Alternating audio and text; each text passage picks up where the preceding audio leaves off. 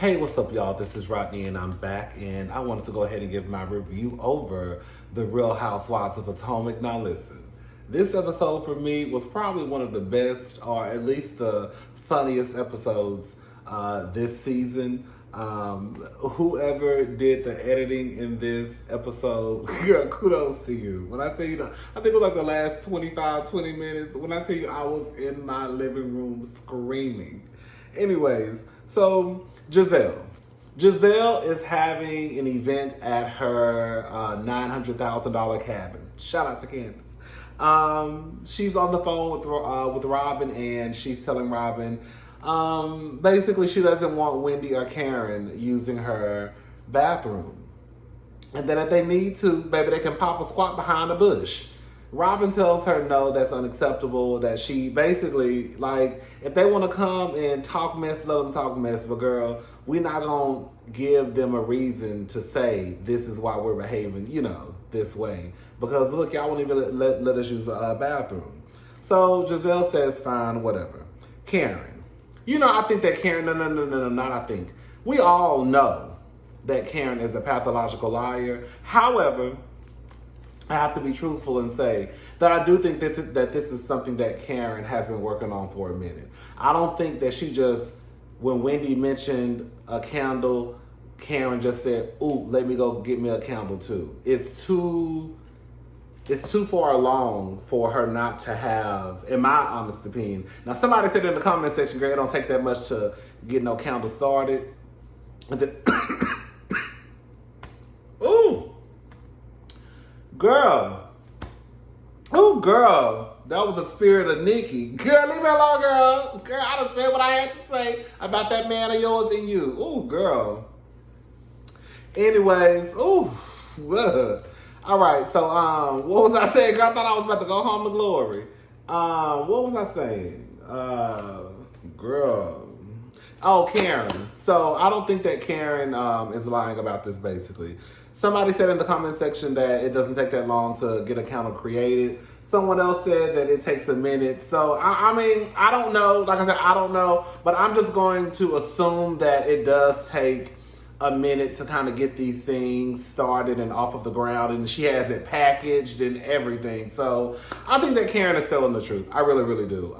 Even when she brought those packaged, no, she did that at the house. Yeah, when she had the little sample package, I believe. I was like, yeah, Karen has probably had this in the works for a minute. One thing I will say about Karen that I do like is that she's not one of those people who, like Wendy, for example. Wendy, if you don't have this candle out by next season, girl, it's kind of like Candy. If Candy says she's going to do something, even if she may fail at it, she's going to do it.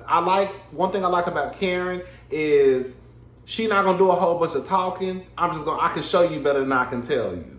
Girl, we look up, Karen got a whole candle, home fragrance. Girl, where did this come from? Girl, she been working on it this whole time, but just ain't told nobody nothing, right? So shout out to Karen on that, even though I do be getting into Karen's tail. But shout out to Karen. But Wendy, girl, you better have your candles on somebody's website or somebody's store next season.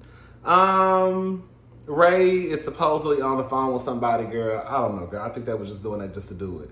Here go y'all favorite mama on TV, Candace mama. So, Dorothy says that she doesn't remember what she said at the parking lot, the video shoot. It seemed like I was being shady. What she said at the parking lot. What she said at the video shoot.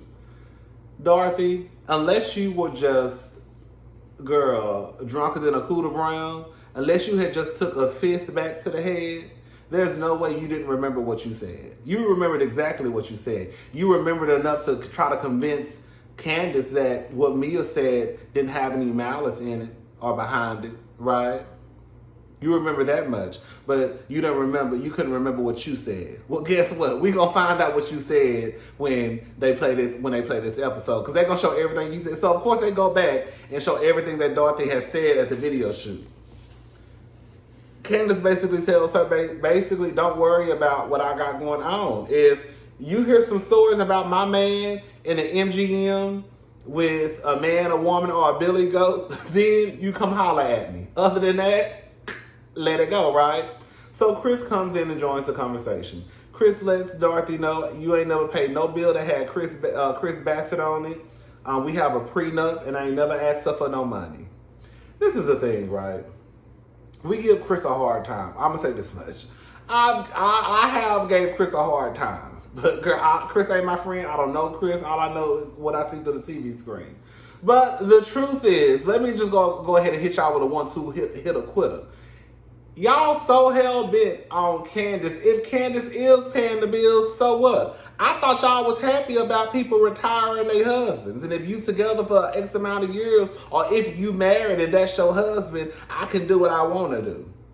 Girl, the other day y'all was doing cartwheels and flips when old girl retired her husband. But now that's a problem for now y'all got a problem with somebody taking care of a man. Girl, which one is it? Are y'all taking care of the niggas or y'all not? Girl, I'm trying to keep up. Anyways, y'all go ahead. Candace says something about Mia and Chiropractor Strippers LLC.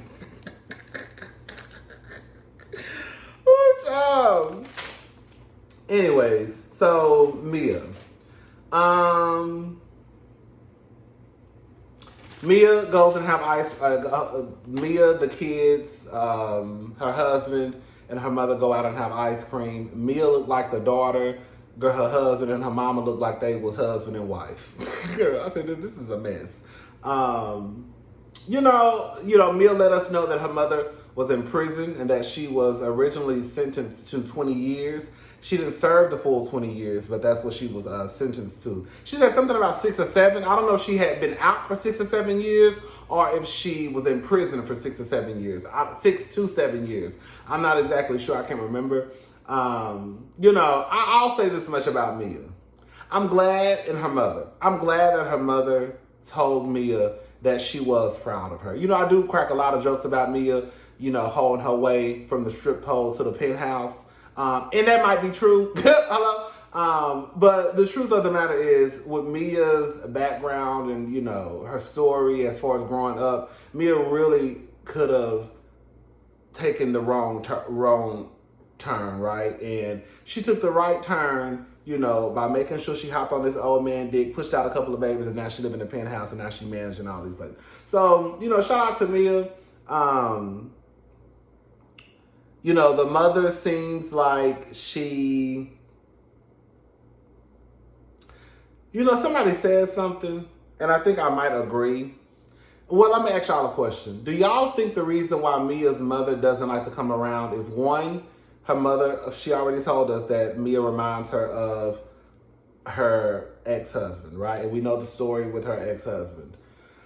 And two, do you think that the mom doesn't want to come around because she's tired of always feeling bad? Like, I get it. Don't get it twisted. Girl, you were a shitty ass mama, right?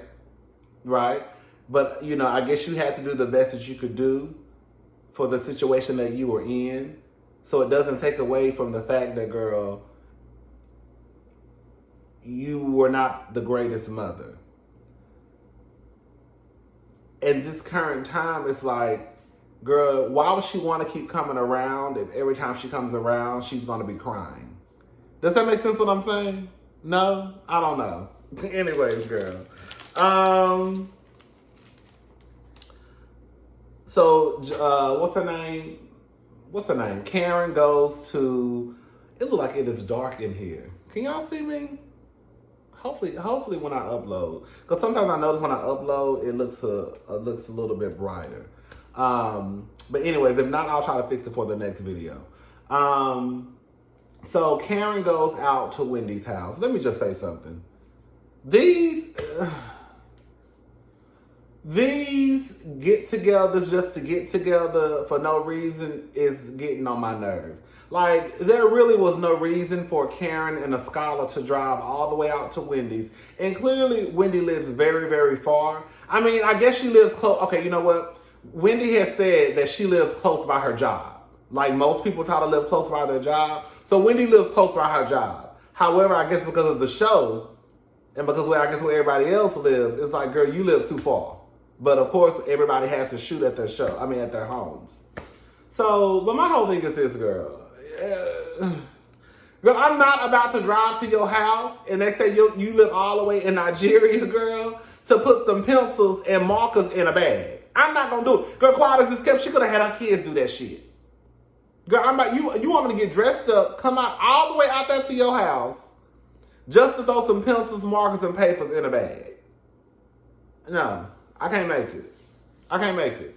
Girl, call me when you really need some help doing some shit. Cause Cameron can go in there and do that. Hello? You can have them kids throw that shit in that bag while you go in there and teach a little class on the internet, on the Zoom call. Hello? Girl.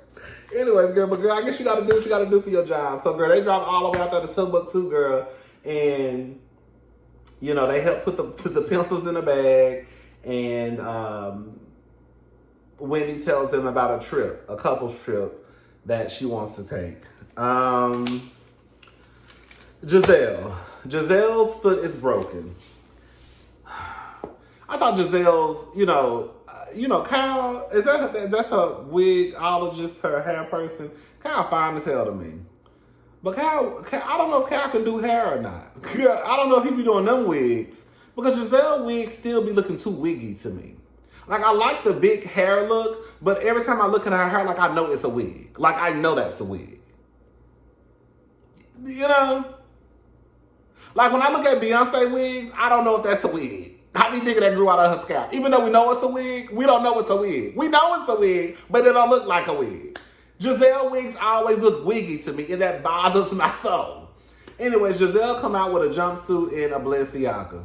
Giselle, why not just go in there and put you on a cute Dior sandal, a cute Valentino sandal, a cute Versace, girl, even bitch a Tory Burch. You could have threw you one of the Tory Burch Miller sandals for $200, girl. She come out with a big hot pink Balenciaga tennis shoe on. Girl, I said, where is this bitch going? Anyways, they getting ready for the event. When they told her mom, please shoot with your mouth closed, I have been wanting to say this for the longest, but I just said I'm gonna keep it to myself. Giselle really, have y'all noticed when Giselle really eats like a nigga? Like, Giselle don't have a sexy chew. Like, Giselle don't even have a sexy walk. I'm serious, just pay attention. I noticed that when Giselle did Watch What Happens Live, and she had on this tan, or like, it was like this brown, like latex dress and some white shoes, and white shoes were a mess. And she was walking out of the building, and I guess the paparazzi caught her. And the way she was walking, it just wasn't sexy at all. Kind of like Candy when Candy walked.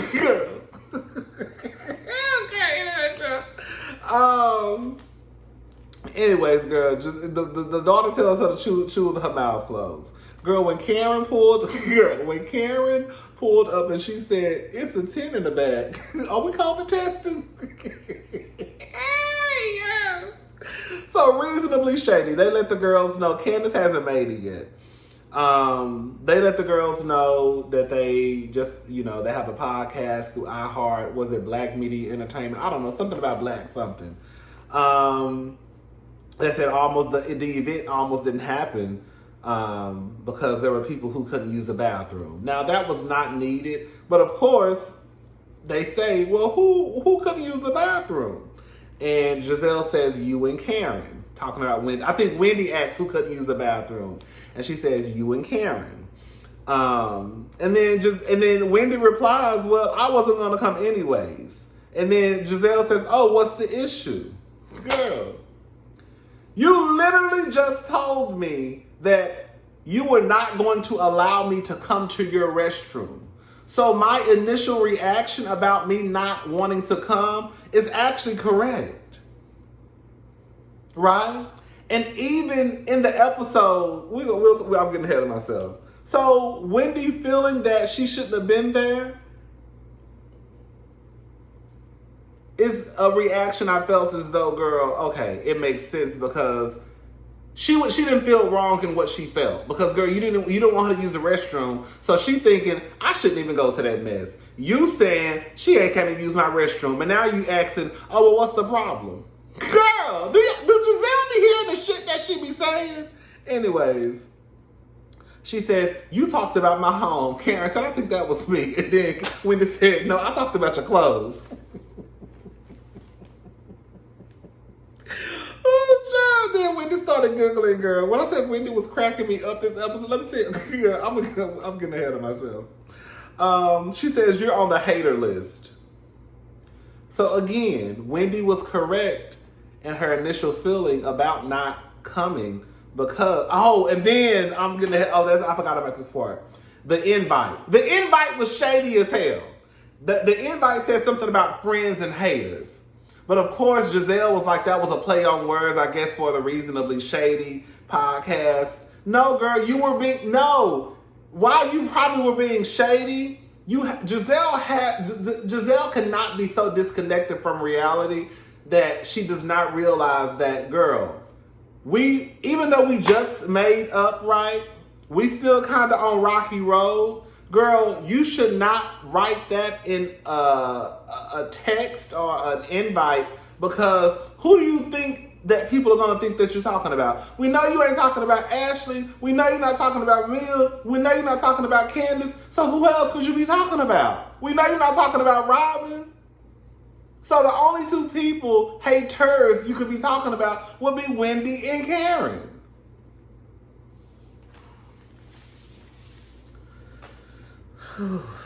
Girl, we call that gaslighting. Hello? That's what we call it, right? So anyways,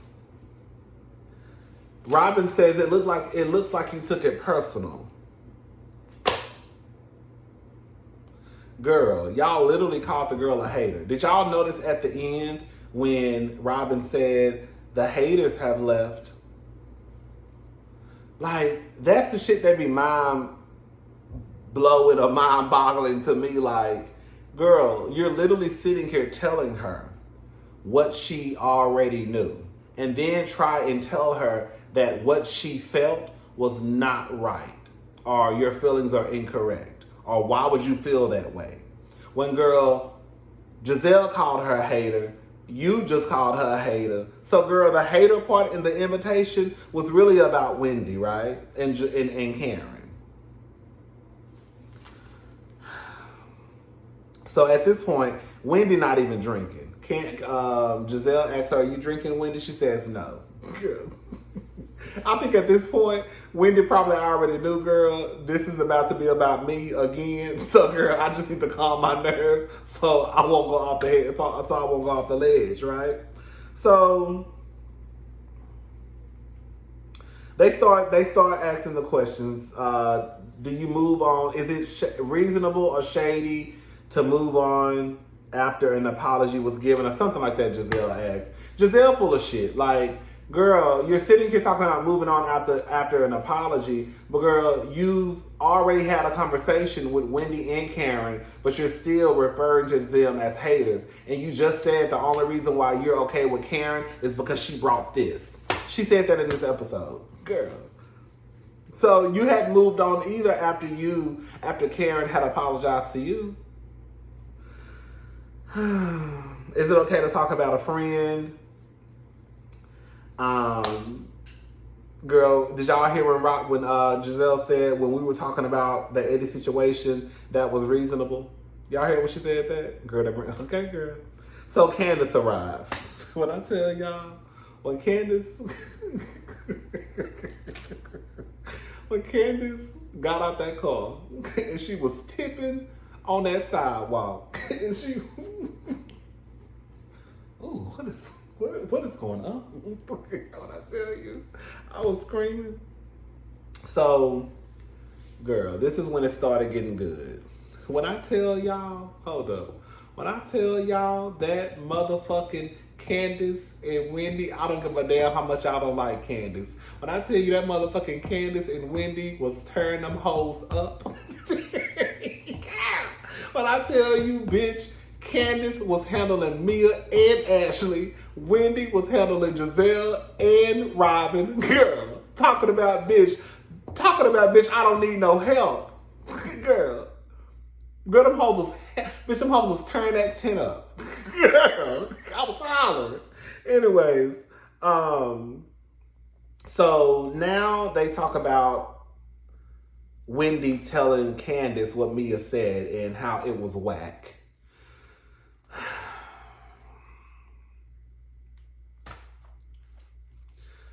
What we not gonna do is try and pull the switcheroo.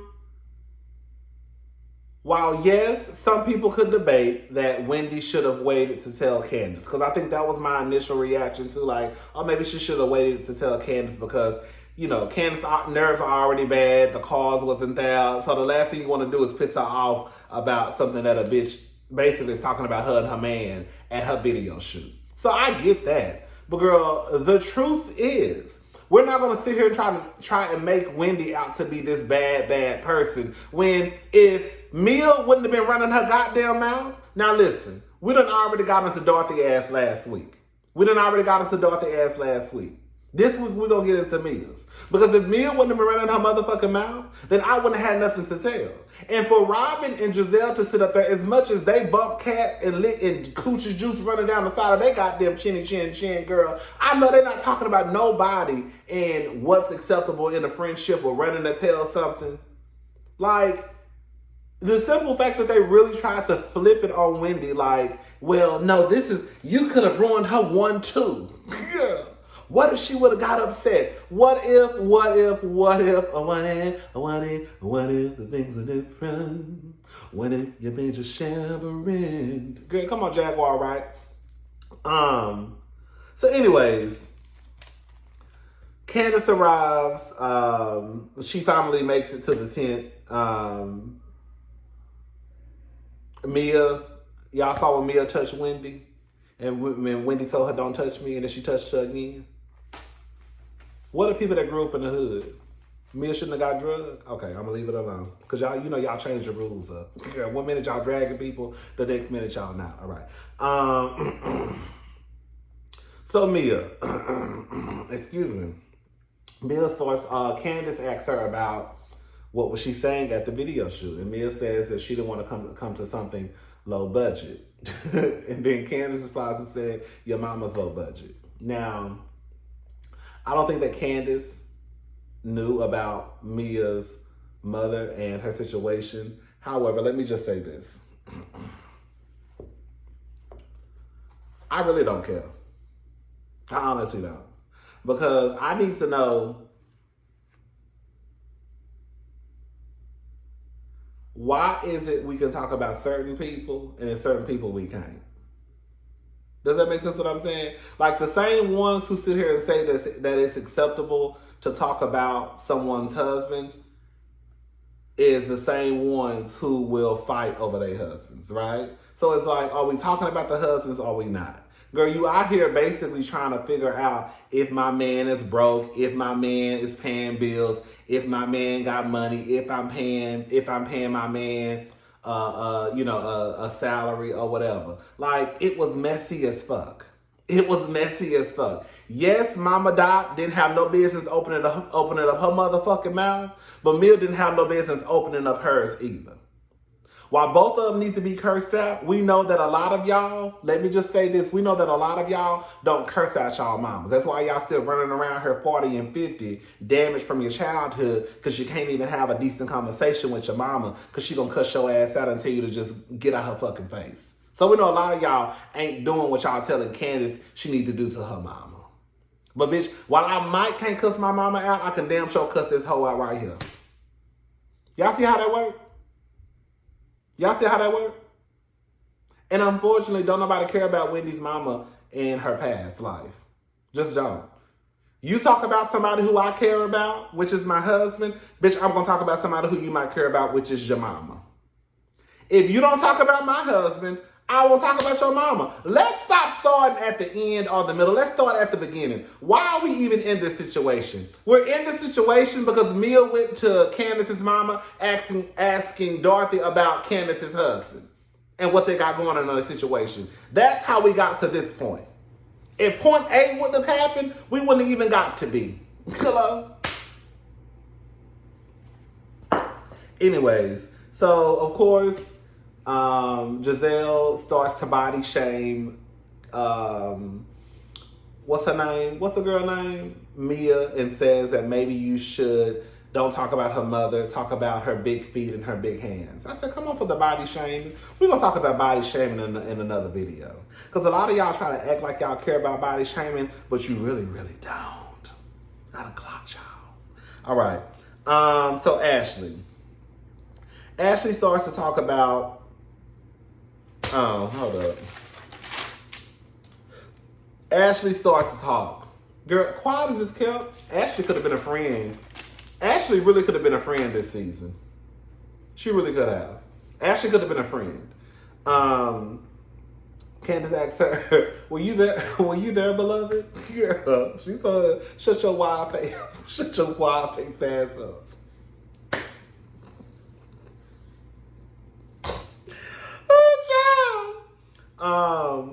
She said Giselle said something about being in a parking lot and it wasn't high budget, and girl, they showed her house. Girl, hello. Candace tells me when these hoes was talking about your ass, I had your back. All right, but Candace is the problem. In the future, don't come. And then Mia says, that's fine. Mia really ain't that girl. Like, y'all really want Mia to be that girl? Mia ain't that girl. The smoke that Mia has for people online, girl, it don't count. It don't count because, bitch, when it's time to go toe-to-toe, face-to-face, your ass be mute. And the only thing your ass can say is that's fine. But every Sunday, Mia got so much mouth on the World Wide Web. On the Twitter, right? What did he call it? On the Twitter, right? She got so much smoke on the Twitter, but girl, you ain't got shit to say when it's face to face. Girl, Candace was sitting there handling you and Ashley, a 1-2. Girl. Wendy was handling Robin and Giselle. Girl. Like she told Giselle, I already got your ass together in Williamsburg. You sit there, you just shut the fuck up. Girl, Giselle got mad and tried to kick Wendy out. Robin asks a question.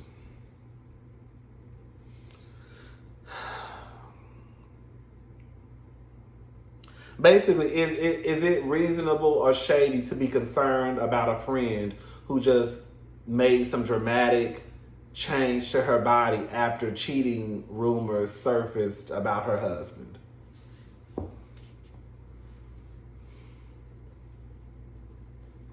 And then when Wendy started cutting up, y'all be trying to act like y'all don't know why Wendy acting a goddamn fool.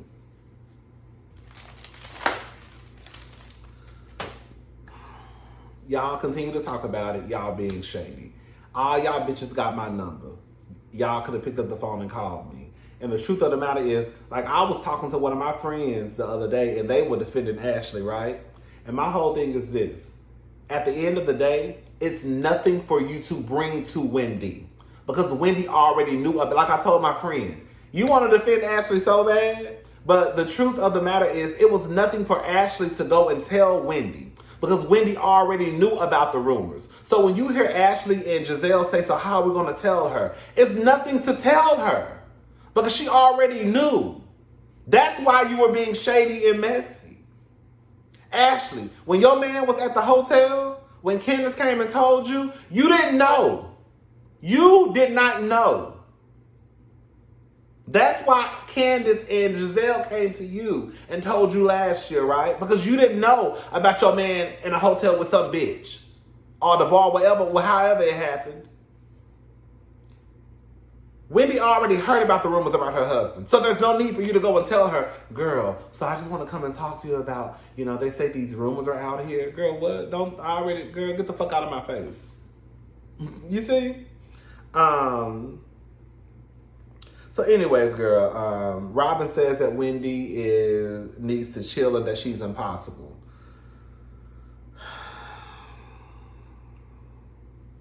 A scholar basically lets them know, girl, you cannot ask a question like that and then be surprised by the response that you get from Wendy.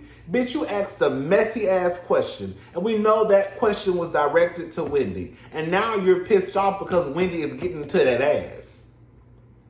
Like, it's the gaslighting for me. It's the colorism for me from the fans. You know, I done called y'all colorists, girl. I'm gonna keep calling y'all colorists, girl. It's the gaslighting. It's the colorism. It's all of the above. Anyways, that was pretty much it, girl. Grace went and moved Candace's car. Candace got a tour of the house. That house looks a goddamn mess. I don't care what nobody got to say. It's nice pieces, but it's like, girl, the house as a whole looks a mess. It's like every room, it has a different theme. Anyways, that's pretty much it. That's all I got to say. Like I said, this episode was very, very funny to me. Girl, when Wendy was talking and after she got them all together about calling her because everybody got their number and Candace was pointing to her sign like this.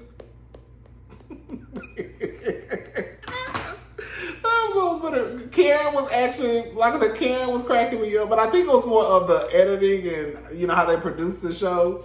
That was cracking me up, girl. When the whole Power Rangers, girl, when Candace got up and did like this, girl, I was actually about to say, Power Rangers! Yeah, girl, the Power Rangers! Power Rangers! Girl, I think I'm gonna pick Power Rangers. Anyways, y'all, I'll talk to y'all later. Bye.